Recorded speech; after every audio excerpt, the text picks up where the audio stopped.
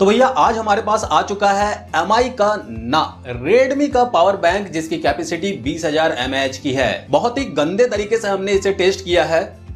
Detail से बात करेंगे ताकि आप ये डिसाइड कर पाओ कि क्या इसे लेना चाहिए या फिर नहीं लेना चाहिए। बाय द वे मैं आपको बता दूं कि मेरा नाम है जयकांत और आप देख रहे हैं profit expo 99। Channel subscribe, notification bell याद से दबा दीजिएगा ताकि हमारे वीडियो के नोटिफिकेशन आपको टाइम टू टाइम मिल जाए। अगर डब्बे की बात की जाए तो डब्बे के ऊपर नीचे आगे पीछे आपको वही चीज देखने को मिल जाता है जो ये इस पे लिखा हुआ है। यहाँ पे अगर हम प्राइस की बात करें जो कि आपको डब्बे के पीछे देखने को मिल जाएगा वो है 1,999 रुपए, लेकिन ये पावर बैंक आपको 1,499 यानी 1,500 रुपए में अवेलेबल मिल जाएगा। डब्बे के अंदर आपको एक यूजर मैनुअल गाइड मिल जाएगा जिसमें लन फन देवानंद लिखा हुआ है, तो इसके बारे में आपको जो भी डिटेल से पढ़ना है पढ़ सकते हैं, नहीं पढ़ना है तो भैया इसे फेंक दो। उसके बाद मिलता है एक माइक्रो यूएसबी केबल, जी हाँ सी टाइप वाला नहीं, माइक्रो यूएसबी केबल।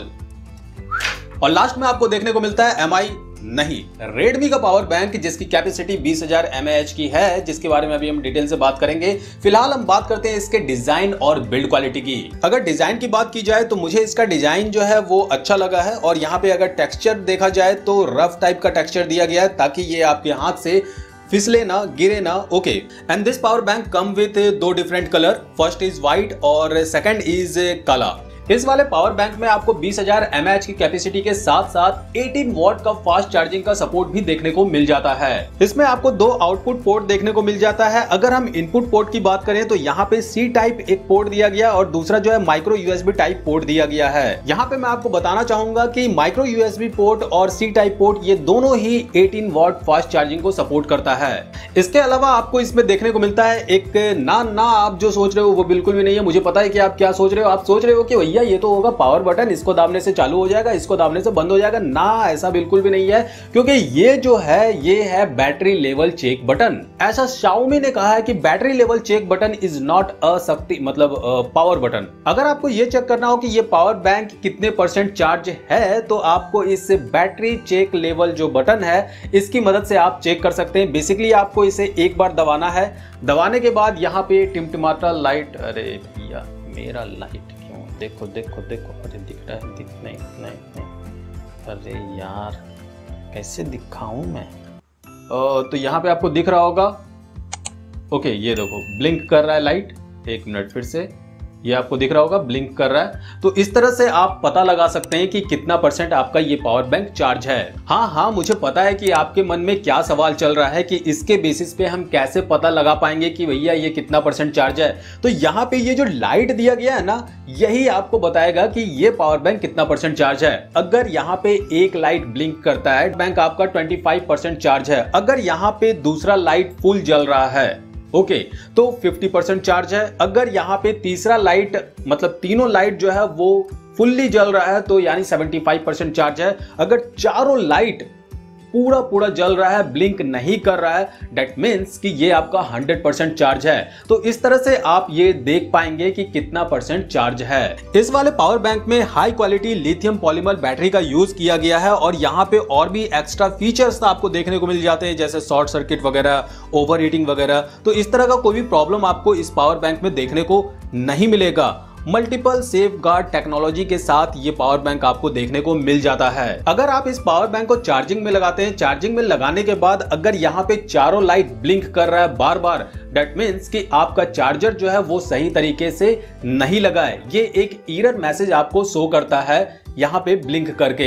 इस वाले पावर बैंक में एक अच्छा फीचर दिया गया है लो करंट डिस्चार्ज मोड। अगर आप छोटे मोटे डिवाइस को चार्ज करना चाहते हो तो आप इसके लो करंट डिस्चार्ज मोड को ऑन कर सकते हो। वो कैसे करना है आपको, ये जो बैटरी लेवल चेक बटन है बस इसे आपको 2 टाइम्स यानी 2 बार जो है ऐसे प्रेस करना है। प्रेस करने के बाद ये आपका लो करंट डिस्चार्ज मोड में चला जाएगा। उसके बाद आप इसकी मदद से हैंडबैंड, ट्रिमर, ब्लूटूथ हेडफोन जैसे और भी कई सारे डिवाइस, स्मॉल डिवाइस जो है वो चार्ज कर पाएंगे और इसे चार्ज करने में आपका बैटरी जो है वो ज्यादा खपत नहीं होगा यानी ज्यादा यूज नहीं होगा और ये फुल चार्ज हो भी जाएगा।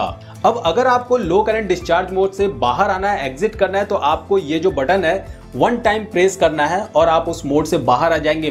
बट अगर आप भूल जाते हो तो फिर क्या होगा, भूल जाते हो तो भैया यहाँ पे ये ऑटोमेटिक जो है 2 घंटे के बाद नॉर्मल मोड में आ जाता है। तो भूल गए तो आपको टेंशन नहीं लेना है, 2 घंटे के बाद ये ऑटोमेटिक नॉर्मल मोड में आ जाएगा। तो ये था इस पावर बैंक के बारे में लन फन देवानंद वाली बातें। अब हम बात करते हैं इस पावर बैंक के परफॉर्मेंस की।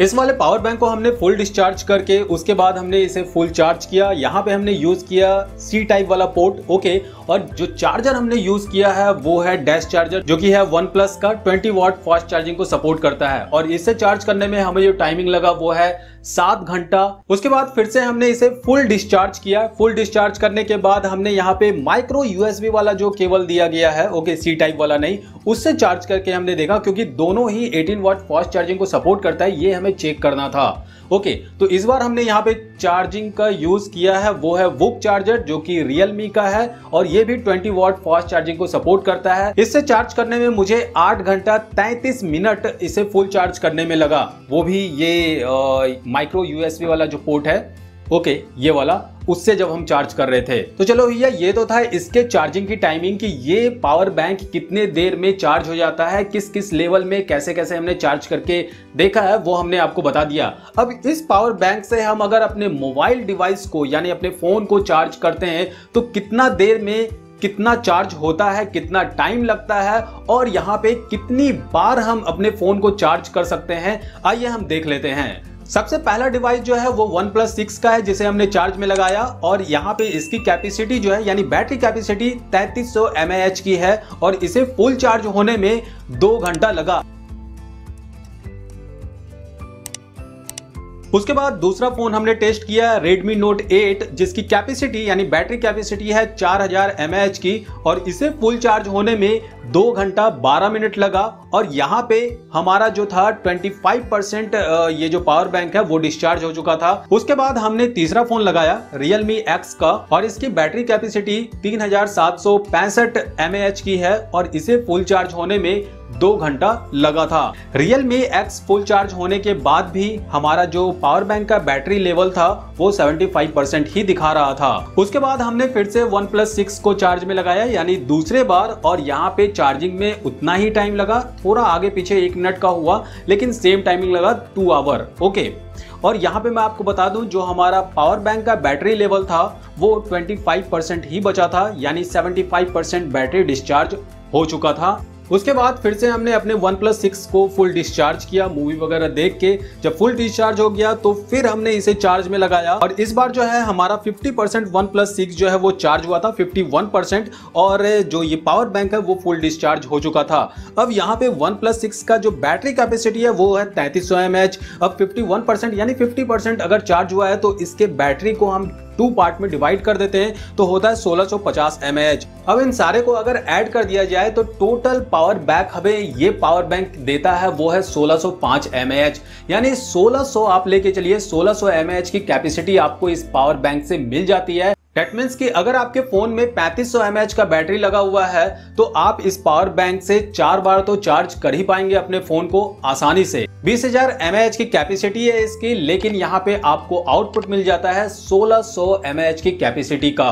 तो यहाँ पे मुझे लगता है कि ये पावर बैंक मेरे हिसाब से सही है, जो यहाँ पे इसका बैकअप हमें मिला है, जो देखने को मिला है उसके हिसाब से। मैं आपको बताना चाहूंगा कि YouTube पे मैंने एक वीडियो देखा जिसमें ये बताया गया कि अगर हम इसके ये जो दोनों आउटपुट पोर्ट दिया गया है, अगर इन दोनों में एक साथ हम चार्ज में लगा देते हैं अपने डिवाइस को तो हमें उस तरह का आउटपुट नहीं मिलेगा जो हमें सिंगल वाले में देखने को मिल रहा है। तो इस चीज को टेस्ट करने के लिए मैंने 2 फोन एक साथ चार्ज में लगाया और यहाँ पे जो चार्जिंग टाइमिंग है कोई फर्क मुझे देखने को नहीं मिला। अब यहाँ पे हो सकता है कि आपके दिमाग में एक सवाल आ रहा होगा कि यहाँ पे जो दोनों USB पोर्ट दिया गया है, एक है C टाइप, एक है आपका USB पोर्ट सिंपल वाला, ओके।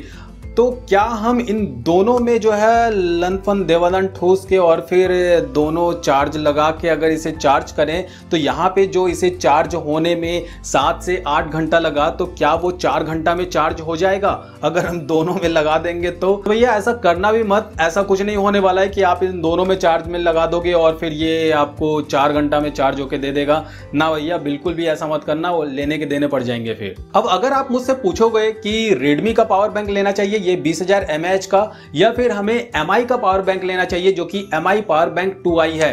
इन दोनों में से कौन सा बेस्ट होगा? तो अगर प्राइस की बात की जाए तो दोनों का प्राइस जो है वो आपको सेम पड़ेगा।